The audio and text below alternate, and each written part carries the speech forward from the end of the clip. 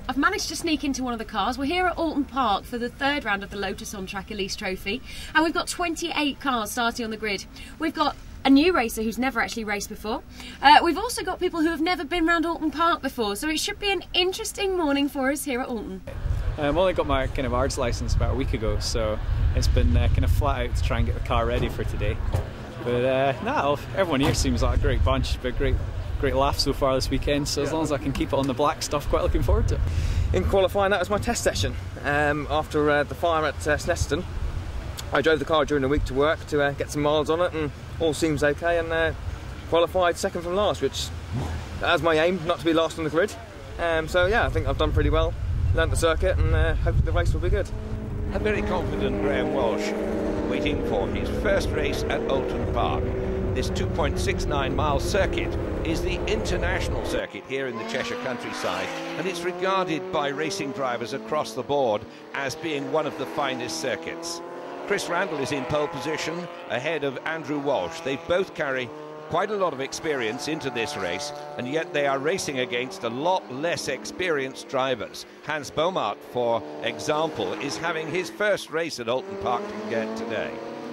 Paul Golding, number 2 on row 23, he is the man responsible for putting this whole thing together, and a very good job he's done too.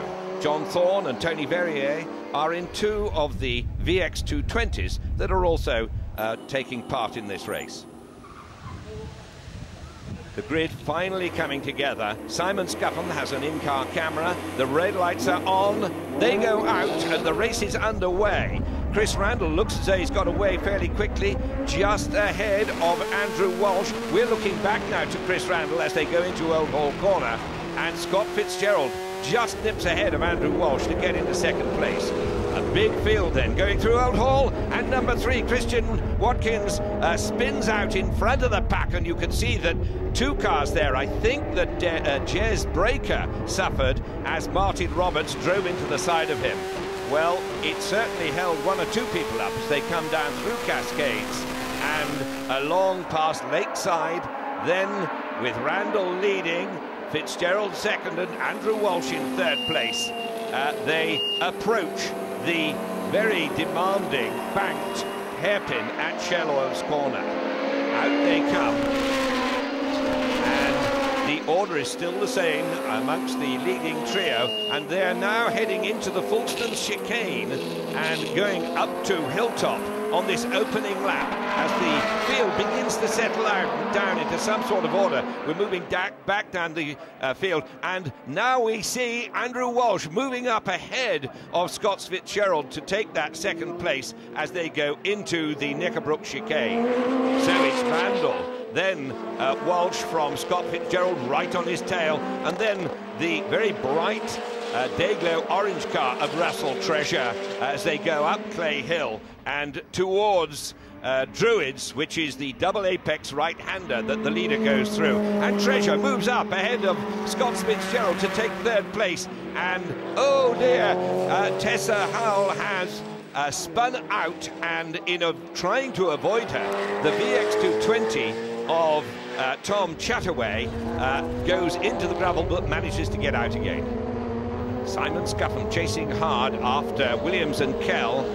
Simon's in 7th place, just ahead of David Skeggs and Neil McKean. Here comes Russell Treasure in 2nd place, ahead of Andrew Walsh as they go through Old Hall and down towards Cascades with Chris Randall just ahead of them. And here is the Class A battle as Hans Beaumart takes the lead.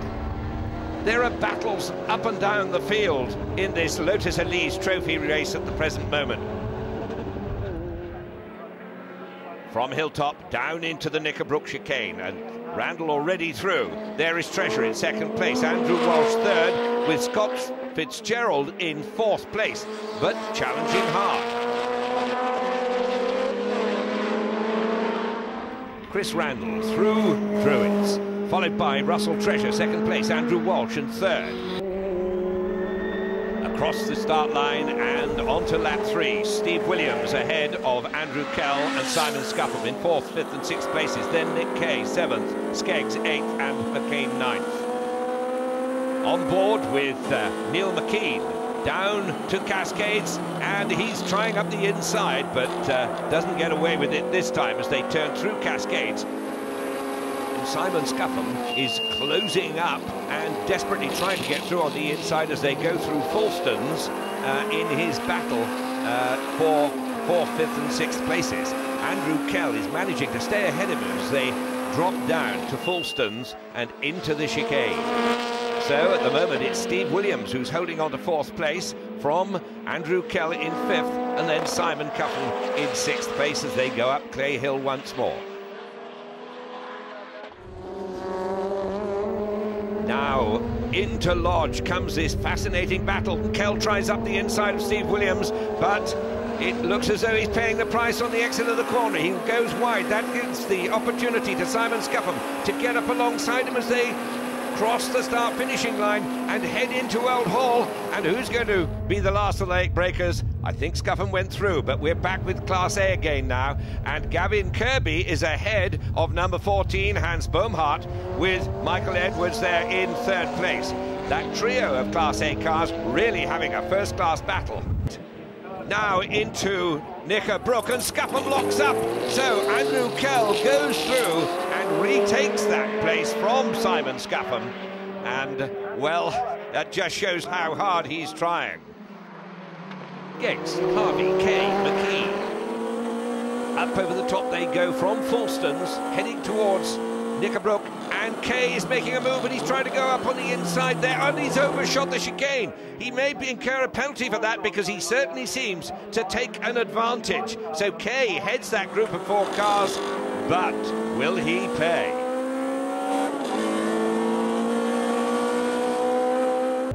Now, here comes number 88, Chris Randall, once again. Through Lodge for the last time, over Deer Leap, and there is the checkered flag and victory in this 20 minutes Lotus Elise Trophy race. He won by a very considerable margin, and there is Scott Fitzgerald in 2nd place. He's through Lodge, up over Deer Leap again, and coming up to take the checkered flag. A very worthy 2nd place and winning in Class B. And the race-long battle for 3rd and 4th place is finally won by Andrew Kell, but only just from Simon Scuffham in 4th place. A splendid victory for Chris Randall, number 88. 2nd was Scott Fitzgerald. 3rd, Andrew Kell, finally just beating Simon Scuffham.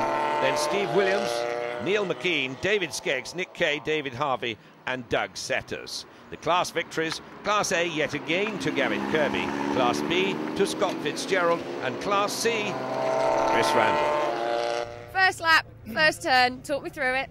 Well, I had Christian's car spun in front of us, went onto the grass a little bit, he cut back across on the track backwards, so I kind of locked up, managed to avoid Christian, and unfortunately Martin in the blue car didn't manage to avoid me because I was pretty much stationary on the corner, on the first corner.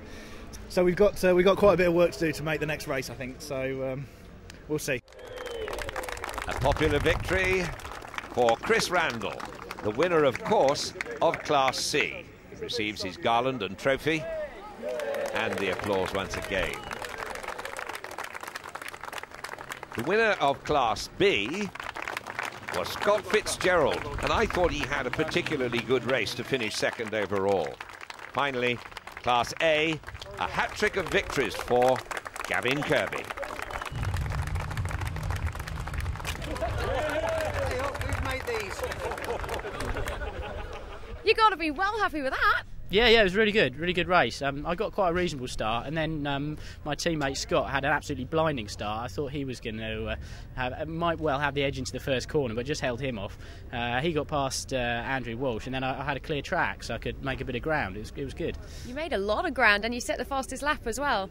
Yeah, apparently I did. So yeah, I haven't looked at the sheets yet, but yeah, it was good. Without Walshy to push me, it was I had a clear track and I could get on with it. Simple as that. It's good fun.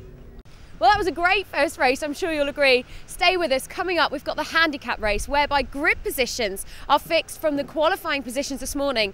And of course, some drivers adopt a few laps.